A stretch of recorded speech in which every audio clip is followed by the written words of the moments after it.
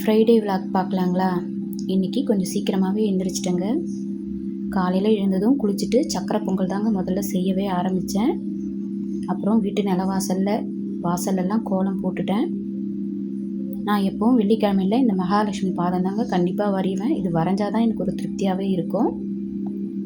சாமி படத்துக்கெல்லாம் பூ போட்டுட்டு சக்கரை பொங்கலையும் ரெடி பண்ணிவிட்டு சாமிக்கும் படைச்சிட்டேங்க. படைச்சிட்டு கோயிலுக்கு ஒரு 10 மணி போலலாம் கிளம்பிட்டேங்க. கிளம்பிட்டேன். வீட்டுக்கு வரவே அப்படி இப்படின்னு 11:30 மணிக்கிட்ட ஆயிடுச்சு. நல்ல வெயிலுங்க. எப்படி தான் வெயிலில் வேலை செய்கிறவங்களாம் செய்கிறாங்கன்னு தெரியல. வீட்டுக்கு வந்துட்டு சிம்பிளாக சாம்பார் வச்சுட்டு சாதம் வடிச்சிட்டேங்க. இந்த பசங்க உளுந்த வடை கேட்டாங்க.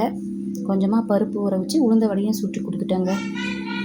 லஞ்சு சாப்பிட்டு முடிச்சுட்டு கொஞ்ச நேரம் படுத்து எழுந்தால் தாங்க நல்லா இருக்குது. படுத்து எழுந்திரிச்சிட்டு ஈவினிங் மறுபடியும் அதே ரொட்டீன் தான். டீ போட்டு குடிச்சிட்டு இப்போ கொஞ்ச நாளாகவே இந்த டீயோட பட்டர் பிஸ்கெட் சாப்பிட்றது ரொம்ப ஆசையாக இருக்குது. யாருக்கெல்லாம் பிடிக்குதுன்னு கமெண்ட்டில் சொல்லுங்கள். அப்புறம் பாத்திரத்தெல்லாம் விளக்கி வச்சுட்டு வீட்டெல்லாம் கூட்டி எடுத்துகிட்டு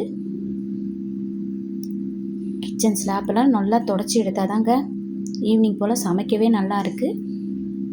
அப்புறம் விளக்கேற்றி முடிச்சிட்டேங்க.